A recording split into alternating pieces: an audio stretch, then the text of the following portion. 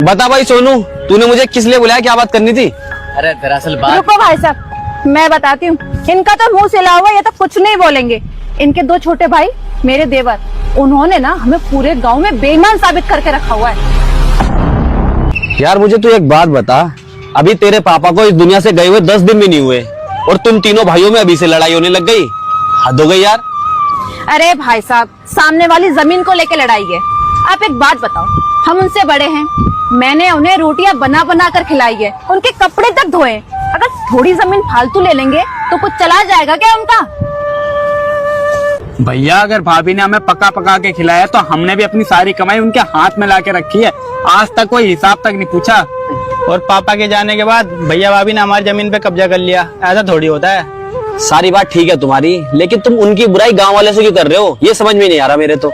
भैया गांव वालों से तो वो बुराई कर रहे हैं, सब आके हमारे पास बताते हैं। अब जब वो कर रहे हैं तो हम पीछे थोड़ी ना हटेंगे, हम भी कर रहे हैं।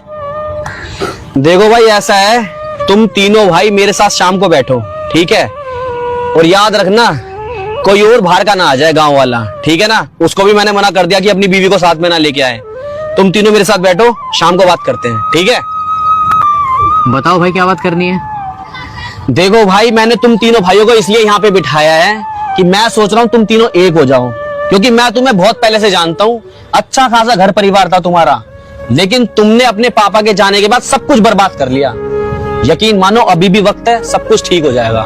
अगर तुम मेरी 3 बात मान लो तो सबसे पहली, किसी भी गांव वाले से एक दूसरे भाई की बुराई मत करो, ठीक है ना? क्योंकि भाई आज के वक्त में कोई सही सलाह नहीं देता, कोई नहीं चाहता भाई भाई मिलके रहे। अरे लोग अपने दुख से दुखी थोड़ी हैं, दूसरों के सुख से दुखी हैं, है ना? तो भाई गांव वाले तुम्हारे बीच में क्या सुलह करवाएंगे? वो तो आग लगाने का काम कर रहे हैं और उनको दे दो वजह तुम, ठीक है ना?